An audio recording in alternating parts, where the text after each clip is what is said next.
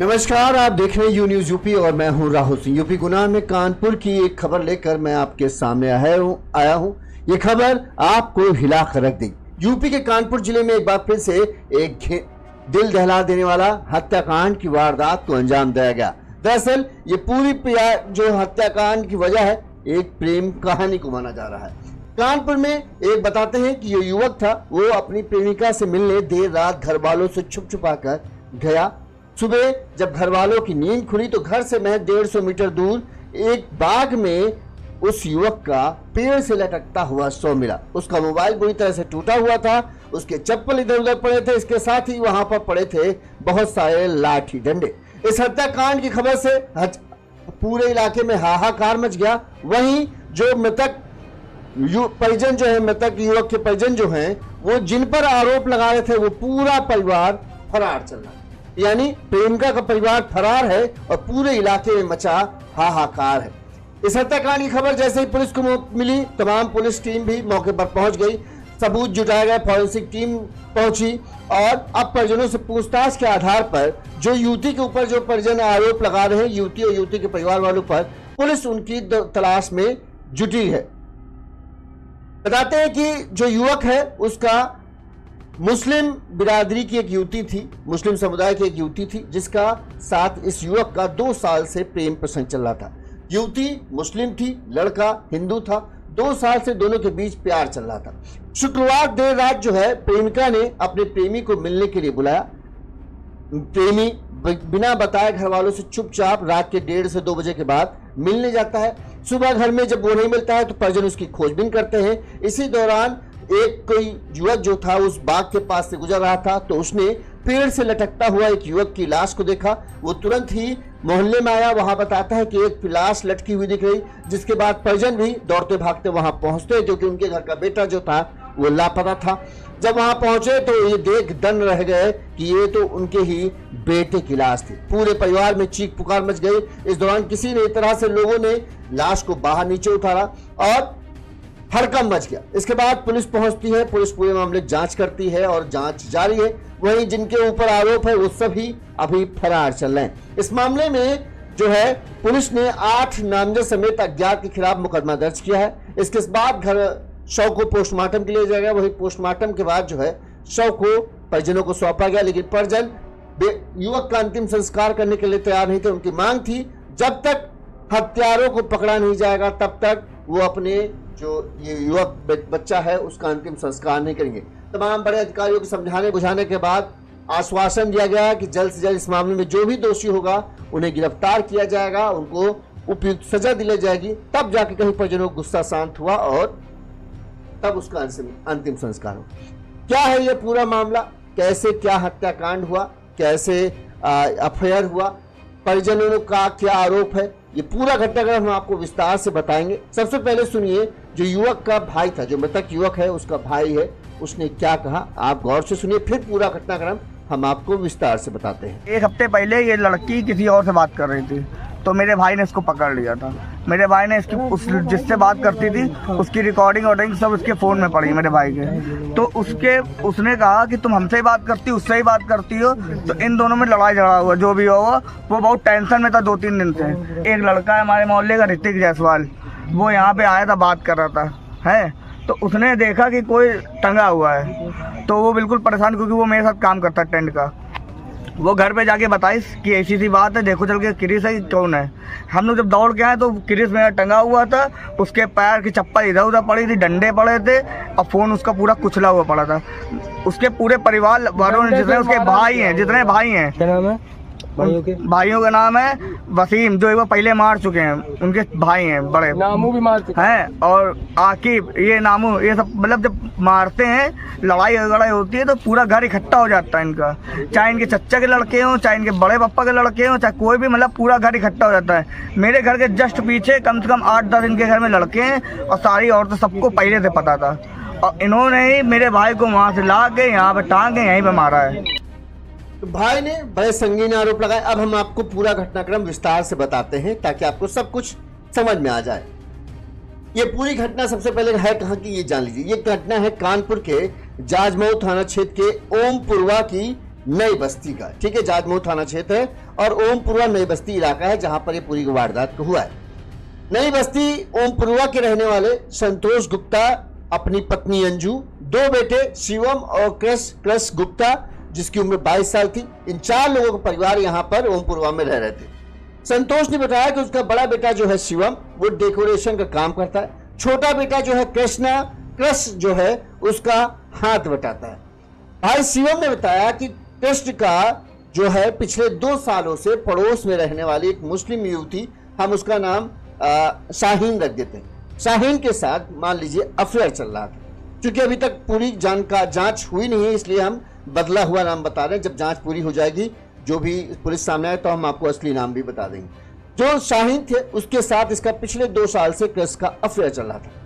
कृष के घर वालों को इस बात की भनक थी। कृष के घर वालों ने कई बार कृष को मना भी किया, बेटा वो अलग समुदाय के हैं, हम अलग समुदाय के हैं, ये मेल संभव नहीं है।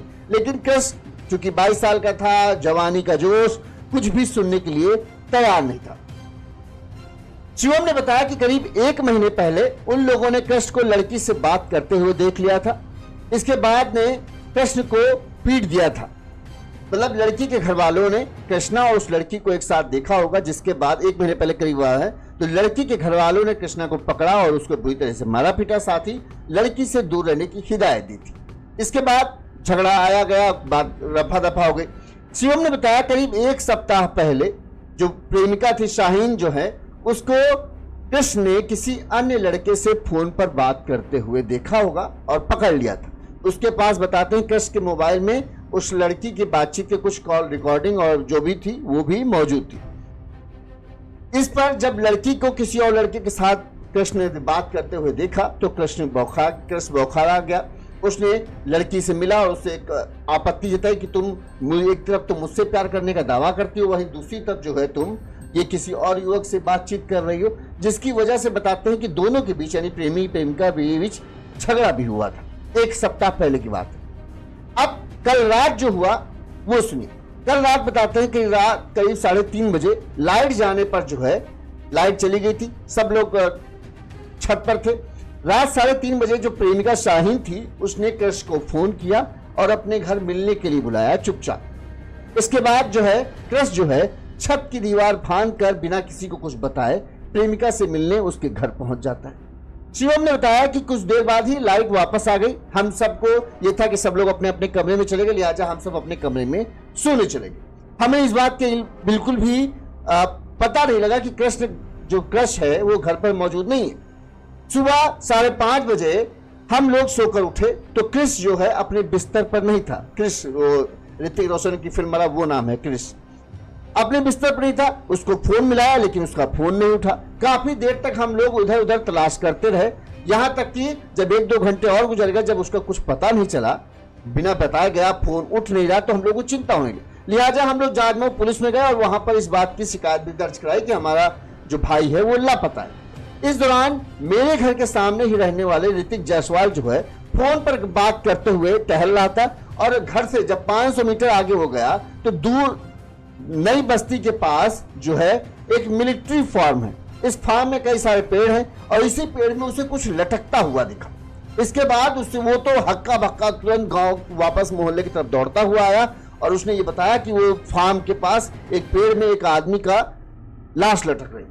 तुरंत ही पूरे मोहल्ले में हड़कंप मच गया, लोग पहुंच गए और जो कृष्ण के घर वाले हैं वो भाई वगैरह वो भी पहुंच जाते हैं। और वो जहां जैसे ही शिवम बड़ा भाई जो है वो देखता है उस पेड़ की लटकी हुई लाश को तो उसके पैरों तले तो मानो जमीन ही खिसक जाती। ये उसका भाई कृष्ण था जो रात से लापता था। इसके बाद पूरा हड़कंप मच जाता है, चीख पुकार मच जाती है, परिजनों का रो रो कर बुरा हाल हो जाता है। वहीं इस बात की सूचना जो है तुरंत ही कोई पुलिस को देता है, जिसके बाद मौके पर पुलिस भी पहुंच जाती है।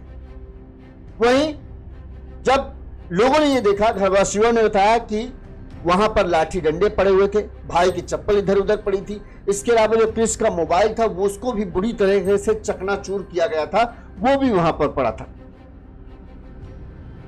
इस बात की जानकारी जैसे ही पूरे मोहल्ले में फैली कि कृष्ण का जो है लाश जो है एक पेड़ पर लटकी हुई मिली, तो तुरंत ही प्रेमिका शाहीन के घर वाले अपने घर से ऐसे रफी चक्कर हुए जैसे लगता था कि वहां रहते नहीं थे। पूरे घर में ताला लगा था, क्योंकि उन्हें यह था कि जैसे ही किसकी लाश चाहे मिलेगी, हो सकता है लोगों का गुस्सा फूट पड़े। लिहाजा पूरे के घर वाले, जो चाचा पीटी तक के घर वाले थे, वो सब वहां से गायब हो गए। वहीं इस दौरान पुलिस पहुंची। पुलिस के पहुंचते ही जो घर वाले थे उन्होंने नारेबाजी शुरू कर दी। उन्होंने हत्या आरोपियों की गिरफ्तारी की मांग करते हुए हंगामा शुरू कर दिया और चेतावनी दी कि मतलब अगर कार्रवाई नहीं होगी तो वो इस मामले में आंदोलन टाइम करेंगे, इस तरह की बात की। इस दौरान तमाम बड़े अधिकारी भी, चूंकि हिंदू मुस्लिम से जुड़ा मामला था, तो तमाम बड़े अधिकारी मौके पर पहुंच गए। डीसीपी पूर्वी सत्यजीत गुप्ता ने कई थानों का फोर्स मौके पर पहुंच गया। पुलिस अधिकारियों ने लोगों को काफी देर तक समझाने का प्रयास किया, लेकिन परिजन नहीं माने, हंगामा जारी रहा। इसके बाद सीएम की शिकायत पर जागनो पुलिस ने युवती के परिजन रमजान उर्फ नामू, आकिब, अब्बासी, वसीम, जुनैद, सोएब, इकराम, इमरान सहित करीब 8 लोगों पर केस दर्ज किया है। इसके अलावा कई सारे लोग अज्ञात हैं। जो शिवम है उसका कहना है जब भी झगड़ा होता था, ऐसे इनका परिवार अलग अलग रहता था, लेकिन इनका जो 8-10 भाई लोग हैं, ये लोग सब मिलके, और जब भी कोई झगड़ा होता था तो ये सब एक साथ इकट्ठा होकर दूसरे से झगड़ते थे। और उन्हें शक है कि हो ना हो उनके भाई की हत्या में ये सब ने मिलकर ही मेरे भाई को पहले बुरी तरीके से मारा पीटा और उसके बाद उसकी हत्या कर दी। इस मामले में पुलिस आयुक्त सत्यजीत गुप्ता ने बताया कि हमें सूचना मिली कि एक युवक के पेड़ से लटकती हुई लाश मिली। परिजनों का आरोप है पड़ोस में रहने वाली लड़की के परिजनों ने उसको रात में घर बुलाया और फिर उसकी बेदर्दी से हत्या करके उसकी लाश को यहाँ टांग दिया है। उसका मोबाइल भी बुरी तरीके से टूटा गया है, तो इसमें ये माना जा रहा है कि ये हत्या का मामला हो सकता है। बहरहाल पुलिस ने शव को पोस्टमार्टम के लिए भेजा है। पुलिस कहना है कि पोस्टमार्टम रिपोर्ट आने के बाद ये साफ हो पाएगा कि हत्या की असल वजह कैसे है, यानी हत्या की कैसे गई। इसके अलावा शरीर पर चोटों के निशान के बारे में पता चलेगा, फिर आगे की जांच हम करेंगे। इस मामले में पुलिस ने क्या कहा वो भी हम आपको सुनाते हैं, फिर हम थोड़ा सा और इस पर विस्तार से बात करते हैं।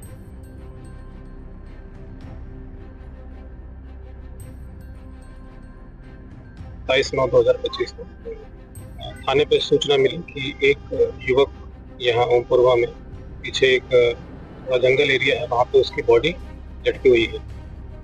तत्काल उस सूचना पे पुलिस पहुंची, परिवारजनों से मिला, उस बॉडी को नीचे उतरवाया गया और मॉर्चरी पे उसकी बॉडी अभी भेजी गई है पोस्टमार्टम में। परिवारजनों का आरोप है कि जो लड़का था उसको, जो इनके पड़ोस में एक लड़की थी उससे वो बात करता था और इसी की कुंठाई की वजह से उसके परिवार वालों ने इसको रात में मार दिया और उसको यहाँ पे लटका दिया। क्योंकि अभी इसकी बॉडी का पोस्टमार्टम नहीं हुआ है, पोस्टमार्टम के लिए हमने रिक्वेस्ट किया है कि एक डॉक्टरों के पैनल और वीडियोग्राफी के साथ उसका पोस्टमार्टम हो जाए। पोस्टमार्टम के उपरांत सब चीज़ें क्लियर हो जाएंगी। फिलहाल जो हमने बॉडी का निरीक्षण किया उसमें उसके गले पे लिगेचर मार्क है और पूरे बॉडी पे और कोई स्ट्रगल के मार्क्स नहीं दिखे हैं। बाकी वो पोस्टमार्टम में क्लियर हो जाएंगी चीज़ें। जो तहरीर परिवारजनों के द्वारा उपलब्ध कराई गई है, तत्काल मैंने एसएचओ को आदेशित किया है कि तत्काल इसका संज्ञान लेते हुए इसमें मुकदमा पंजीकृत करें और आगे जो एविडेंसेस आएंगे, फील्ड यूनिट की टीम यहाँ पे एविडेंसेस कलेक्ट कर रही है। जो भी एविडेंसेस आएंगे, एविडेंस के क्रम में उस पर अग्रिम वैधानिक कार्रवाई अमल में लाई जाएगी। परिवार वालों की तरफ से कोई मांग की? परिवार का यही मांग है कि साहब हमको इंसाफ चाहिए, जो भी इस घटना में शामिल है उसको विधिक रूप से उसके खिलाफ कड़ी से कड़ी कार्रवाई की जाए। मैंने आश्वासन भी दिया है कि पुलिस आपके साथ में रहेगी और इसमें जो भी तथ्य सामने आएंगे उस पर समुचित कार्रवाई की जाएगी। अब परिजनों का इस मामले में कहना है कि चूंकि शिवम के क्रिस के भाई ने जो बताया है कि एक सप्ताह पहले जो उसकी प्रेमिका शाहीन थी और इसका भाई जो क्रिस था, दोनों के बीच प्रेम प्रसंग चल रहा था और दोनों पिछले 2 सालों से इनके बीच अफेयर चल रहा था। इस बीच क्रिस को चूंकि एक महीने पहले जो प्रेमिका शाहीन है उसके घर वालों ने क्रिस को पकड़ लिया था। इसके साथ मिलते जुलते देख तो घर वालों ने उसे बुरी तरीके से मारा पीटा था, साथ ही हिदायत दी थी कि दोनों एक दूसरे को भूल जाओ वरना अच्छा नहीं रहेगा। हो सकता हो इस पूरे मारपीट के दौरान जो प्रेमिका हो, अब वो क्रिस से किनारे करने के बारे में या क्रिस से पल्ला झाड़ना चाहती हो, लिहाजा उसने किसी और से बातचीत करना शुरू कर दी थी। लेकिन क्रिस ने जो है वो अपनी प्रेमिका के ऊपर पूरा भरोसा करता था। उसे ये था कि जिस तरह से वो दुनिया से लड़ने के लिए तैयार है अपने प्यार के लिए, उसी तरह उसकी प्रेमिका भी अपने धर्म और उससे उठकर जो है वो उसके साथ उसका प्यार को निभाएगी। लेकिन शायद मामला यहाँ पर लड़की डर गई हो या उसको घर वालों के दबाव के चलते या फिर जो भी वजह हो, वो अब क्रिस से हटना चाहती थी। वहीं एक सप्ताह पहले ही कृष को बाकायदा वो रिकॉर्डिंग मिली जिसमें उसकी जो प्रेमिका थी वो किसी और लड़के से बातचीत करते हुए दिख रही थी, और कई फोटो भी जो शायद शो थी वो प्रेमिका के साथ वाली जो है वो भी बताते, शिवम ने बताया कि उसके हमारे भाई के मोबाइल में फ़ोन में थी।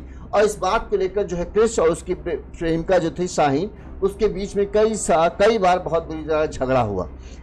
कल रात अचानक ही 1:30-2 बजे तक सब कुछ ठीक था। खाना वाना खाने के बाद हम सब अपने अपने कमरे में सोने चले गए। इसी दौरान लाइट चली गई तो थोड़ी देर के लिए हम सब लोग अपने अपने, चूंकि गर्मी बहुत थी तो छत पर आ गए। और तभी 3:30 बजे के आसपास जो कृष की प्रेमिका है जो पड़ोस में रहती थी, उसका फ़ोन कृष के फ़ोन पर आता है। वो फ़ोन पर बात करता है और उसके बाद दाएं बाएं होकर वो घर की छत से फांद कर जो है अपनी प्रेमिका से चुपचाप मिलने के लिए चला जाता है। हम लोगों को बिल्कुल इस बात की फिक्र नहीं, पता ही नहीं था। तो जैसे ही लाइट आई हम लोग फिर से अपने अपने कमरे में चले गए और सो गए। सुबह जब उठे तो जो माँ थी उसने बताया कि कृष दिख नहीं रहा, सुबह से कहाँ गया, क्या कोई एक्सरसाइज या जिम विम करने तो नहीं गया। तो घर वालों ने बोला नहीं ऐसा कुछ नहीं।